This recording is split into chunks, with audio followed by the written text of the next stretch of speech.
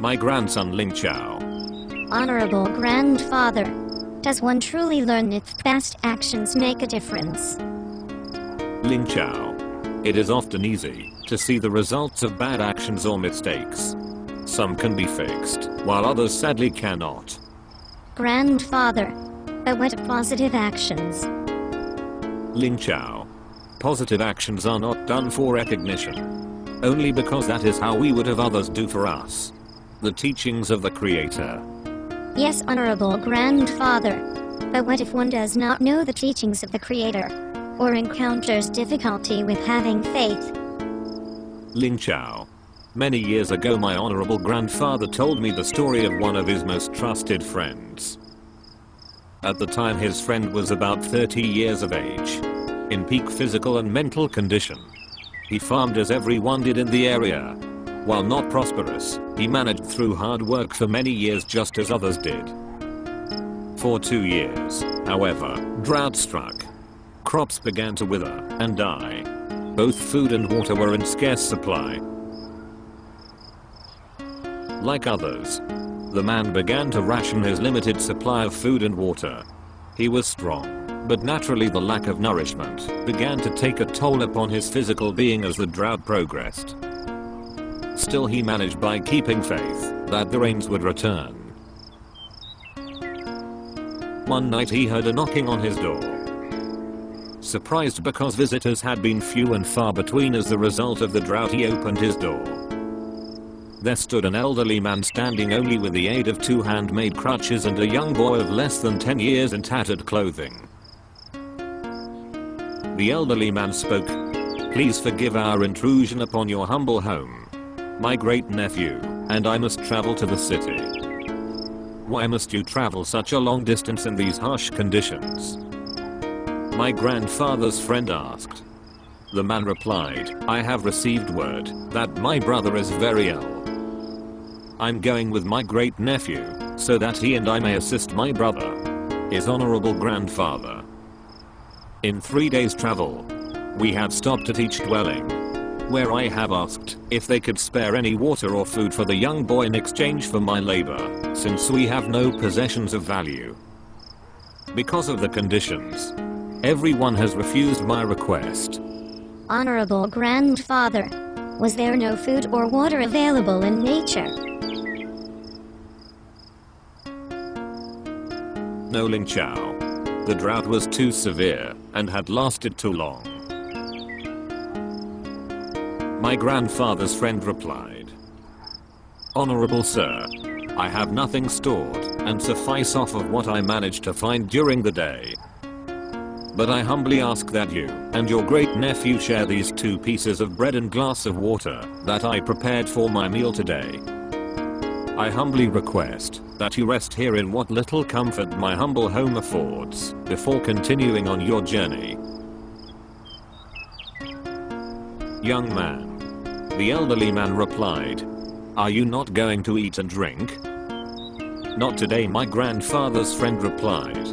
"The need is greater for you. Today food and water are only a want for me as I had some yesterday. I'm ashamed that I cannot offer you more, but you will bring me great honor by accepting my offerings without thought of repayment or remorse. Please." The elderly man bowed in respect, handed the glass of water and both pieces of bread to the young boy.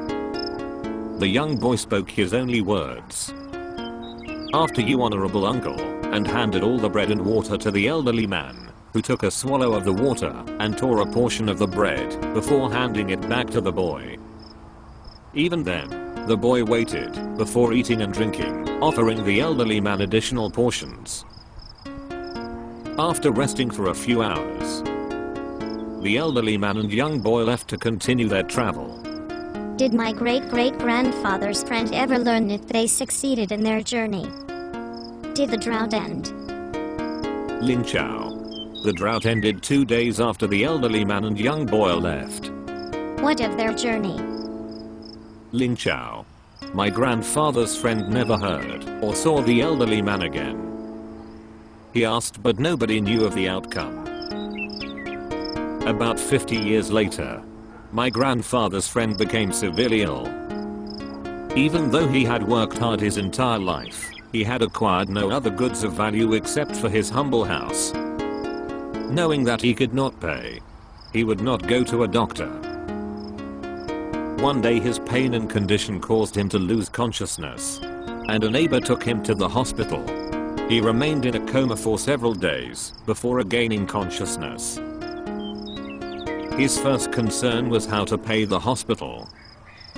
He asked the nurses and doctors what he owed, but they provided no answers other than charges are determined by the hospital board and would be discussed when he was well enough to be released.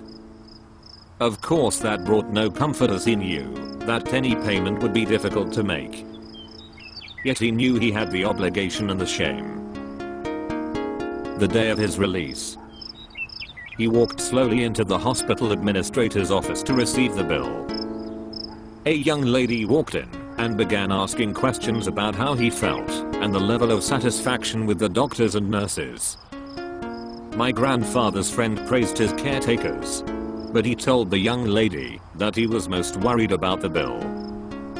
After a long pause, she handed him two slips of paper that explained his bill. The first page listed numerous charges for every service and item the hospital provided. The proud old man began to breathe more deeply as he kept seeing the amount he owed getting higher and higher. Tears began to leak from his eyes. As he turned to the next page, his deep breathing turned into a gasp, and the tears that had been slowly seeping became a flooding stream emerging from his eyes and soaking the slip of paper in his hand. Honorable grandfather, was he ashamed that he could not honor the payment? What was the amount of the entire bill? Ling Chao. No number was on the second sheet.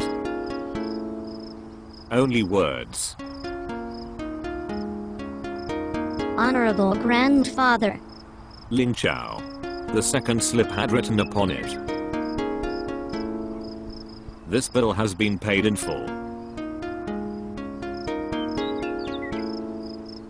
With 2 pieces of bread, 1 glass of water, and a few hours rest. Honorable grandfather. The young boy. Yes, Ling Chao. In the 50 years' time, the young boy had grown and was now the head of the hospital. He walked into the room and told the elderly man, "Please accept my humble offering as a gift. I'm ashamed that I'm only providing you repayment and no interest in repaying your gift." Thank you, honorable grandfather.